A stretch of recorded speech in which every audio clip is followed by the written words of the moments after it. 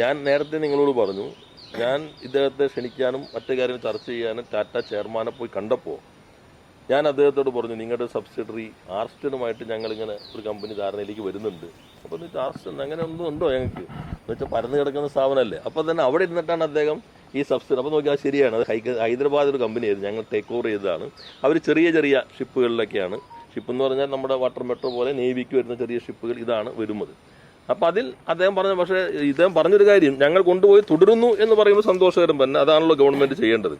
പക്ഷേ അവർ MOU ഒപ്പുവെച്ചുള്ളൂ, ബാക്കി ഞങ്ങൾ മുന്നോട്ട് കൊണ്ടുപോകുന്നു എന്ന് പറയുമ്പോൾ അത് അത്ര വസ്തുതാപരമാവില്ല. നേരത്തെ ഞാൻ സൂചിപ്പിച്ച പോലെ ഇതാണ് 19/2025 ഉത്തരവുണ്ട്, അത് ഞങ്ങളുടെ ഗവൺമെൻറ് ഉള്ളപ്പോൾ തന്നെയാണ്. ഇത് മലബാർ സിമൻസിന് പൂർണ്ണമായിട്ടും ഈ പദ്ധതി നടപ്പിലാക്കാൻ അംഗീകാരം നൽകുന്ന അവരുടെ നൽകുന്നതാണ്.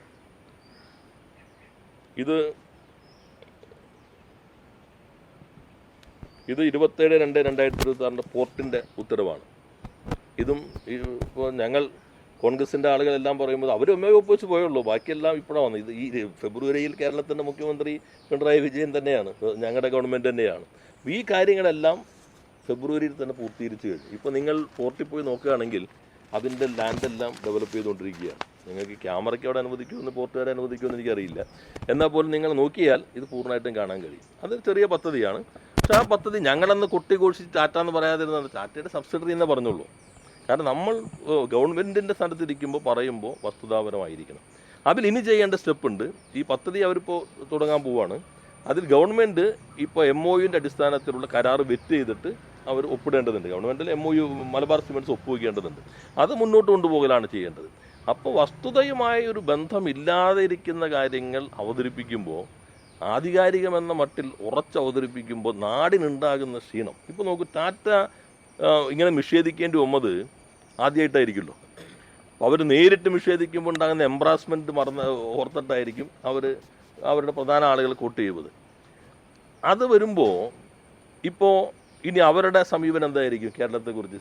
ബൈക്കില്ലേ എന്തെങ്കിലും പറയാൻ?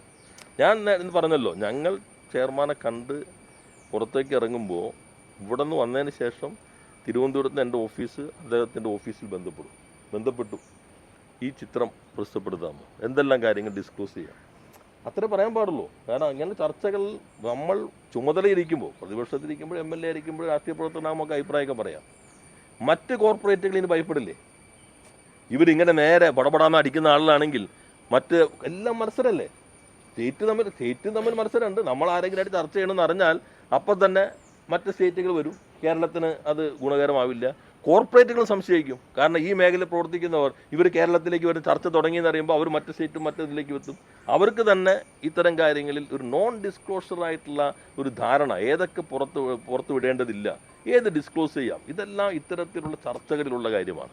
അതുകൊണ്ടാണ് ഞാൻ നേരത്തെ സൂചിപ്പിച്ചു, മുഖ്യമന്ത്രി ആകെ കഴിഞ്ഞാൽ ഇത്തരം കാര്യങ്ങൾ കൂടി മനസ്സിലാകണം. ഇപ്പോൾ വ്യവസായ വകുപ്പ് മന്ത്രി പറഞ്ഞിരിക്കുന്നത് ഈ പെശകുണ്ട്, എങ്കിലും ഞങ്ങൾ ഈ അറ്റം വരെ എത്തിയിരിക്കുന്നു. ഈ നിർമ്മാണത്തിൽ അവർ തടസ്സം ഉണ്ടാക്കാതിരുന്നാൽ മതി, ബാക്കി കാര്യങ്ങൾ പോകും.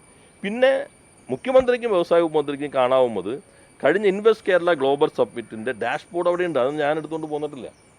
ഓരോ പദ്ധതിയും ഏതാണ്, ആരാണ് ഇൻവെസ്റ്റർ, ഓരോ സ്ഥലത്ത് ഏതാണ് സ്റ്റേജ്. ഞങ്ങളുടെ സമയത്ത് ഓരോ ആഴ്ചയിലും റിവ്യൂവിൽ അവിടെ നിന്നുള്ള ചിത്രം ഉൾപ്പെടെ ആ ഫിസിക്കൽ സ്റ്റാറ്റസ് അവിടെ അപ്ലോഡ് ചെയ്യണമായിരുന്നു ഞങ്ങളുടെ റിവ്യൂവിനകത്ത്. അത്തരം കാര്യങ്ങളുണ്ട്.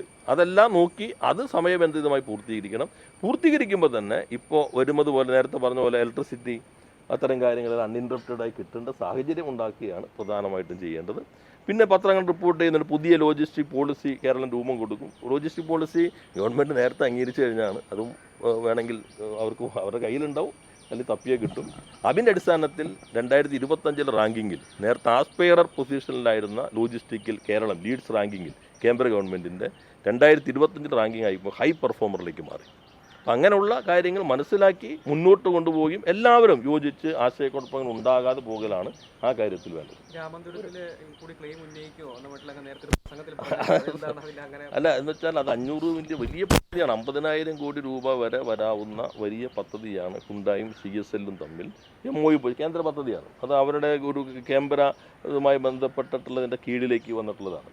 അതിൽ പിന്നീട് സെപ്റ്റംബറിൽ ഡൽഹിയിൽ വെച്ച് MOU കൈമാറി. അതിൻ്റെ അടിസ്ഥാനത്തിൽ മുഖ്യമന്ത്രിയെ അന്നത്തെ ചെയർമാൻ കണ്ടിരുന്നു, ഞങ്ങളുമായിട്ട് സംസാരിച്ചിരുന്നു. അതിൻ്റെ അടിസ്ഥാനത്തിൽ കളക്ടറേറ്റ് ബന്ധ സംവിധാനം ഉണ്ടാക്കി. നമ്മുടെ ലാൻഡ് കൂടി വരുമ്പോഴാണ് സ്റ്റേറ്റിൻ്റെ ഒരു പാർട്ട് വരുന്നത്. അതെല്ലാം മുന്നോട്ട് കൊണ്ടുപോയിട്ടുണ്ട്. വേണമെങ്കിൽ പറയാം, ഞങ്ങൾ ഇതെല്ലാം കൂടി ഒരു പുതിയ പേരിട്ടാണ് അവതരിപ്പിക്കുമെന്ന് പറയാം. പലതും പേരിടുന്നുണ്ടല്ലോ. ഈ കഴിഞ്ഞ ഗവൺമെൻറ്റിൻ്റെ സമയത്ത് വന്നതും കേന്ദ്രത്തിൻ്റെ പൊതുമേഖലാ സ്ഥാപനമാകും ഇത്തരം പദ്ധതികളെല്ലാം ഞങ്ങൾ പുതിയ പേരിൽ അത് ബ്രാൻഡ് ചെയ്യാൻ ഉദ്ദേശിക്കുകയാണ്. ഇപ്പം ഞങ്ങൾ കേരള ബ്രാൻഡ് തുടങ്ങി. പക്ഷേ പിന്നെ അതുപോലെ അറിയാതെയാണ് ബ്രാൻഡിങ് കേരള പുതിയ സംവിധാനം എന്ന് പറയുന്നത്. അതല്ല അങ്ങനെ പറയാം. പക്ഷേ അത് ഞാൻ നേരത്തെ ഇങ്ങനെ പ്രഖ്യാപിക്കാൻ ഇടയുണ്ട് എന്നതുകൊണ്ടാണ് നേരത്തെ തന്നെ പറഞ്ഞത്. 50,000 കോടി 3,600 കോടിയാണ് ആദ്യഘട്ടത്തിൽ വരുന്നത്. അത് കേരളത്തിൽ നല്ല മാറ്റം ഉണ്ടാക്കാൻ പറ്റുന്ന, നല്ല തൊഴിലവസരം ഉണ്ടാക്കാൻ പറ്റുന്ന ഒരു പദ്ധതിയായിട്ട് തന്നെയാണ് നമ്മൾ കാണേണ്ടത്. എല്ലാവരും അതിനെ പിന്തുണയ്ക്കുകയാണ് വേണ്ടത്.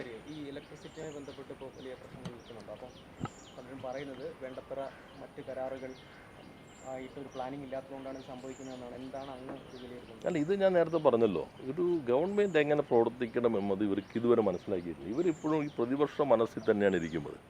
അത് എളുപ്പമാണ്, എന്തിനെ എതിർക്കുക എന്നുള്ള എളുപ്പമാണ്.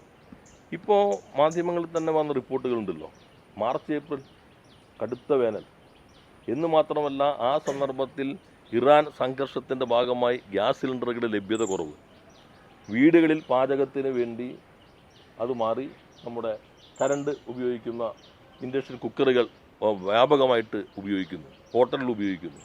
നേരെ 4 മടങ്ങ് അധികം അതിൻ്റെ ഭാഗമായിട്ട് വൈദ്യുതി ഉപഭോഗം കൂടി. കേരളത്തിൻ്റെ ചരിത്രത്തിൽ ഏറ്റവും ഉയർന്ന വൈദ്യുതി ഉപഭോഗം ഉണ്ടായിട്ട് പോലും മാനേജ് ചെയ്യാൻ കഴിഞ്ഞു. ആ ഒരു മാനേജ്മെൻറ്റിലൂടെ പാളിപ്പോകുന്നു. എനിക്ക് തോന്നുന്നു ഇത് ഇങ്ങനെ കുഴപ്പത്തിലാണ് എന്നൊരു ധാരണ. ഈ ചെറുകിട വ്യവസായികൾക്ക് സന്തോഷമാണ്, കാരണം മെഴുകുതിരി കച്ചവടമൊക്കെ നന്നായി കൂടും, കുട്ടികൾക്കും കാര്യങ്ങൾ മനസ്സിലാകും. പക്ഷേ നാം കാണേണ്ടത് ഇത് ദുർബലപ്പെടുത്താൻ ശ്രമമുണ്ടോ? കാരണം കേന്ദ്രത്തിൻ്റെ സമ്മർദ്ദമുണ്ട്, മറ്റു പല സ്റ്റേറ്റിലെ പോലെ തന്നെ മൊത്തം പ്രൈവറ്റൈസ് ചെയ്യുക എന്നുള്ളത്. അതിന് പറ്റുന്ന പരിസരം ഇതെങ്ങനെയെങ്കിലും ഈ ഗവൺമെൻറ് മാറിയ കൈ വിട്ടാൽ മതി. കാരണം ഗവൺമെൻറ് മാറാൻ ഇപ്പോൾ എളുപ്പമല്ലോ. അതുകൊണ്ട് ഇത് ആരെങ്കിലും നടത്തിക്കോട്ടെ എന്ന് ജനങ്ങളുടെ മനസ്സിൽ ചിന്തിക്കാവുന്ന ഒരു അന്തരീക്ഷം സൃഷ്ടിക്കാനുണ്ടോ എന്നുകൂടി നമ്മൾ സംശയിക്കേണ്ടിയിരിക്കുന്നു. എന്തായാലും 2 മാസം കൊണ്ട് തന്നെ ജനങ്ങൾക്ക് വല്ലാത്ത മടുപ്പ് ഉളവാക്കുന്ന ഒരവസ്ഥയിലേക്ക് ഇപ്പോൾ എത്തിയിരിക്കുന്നു.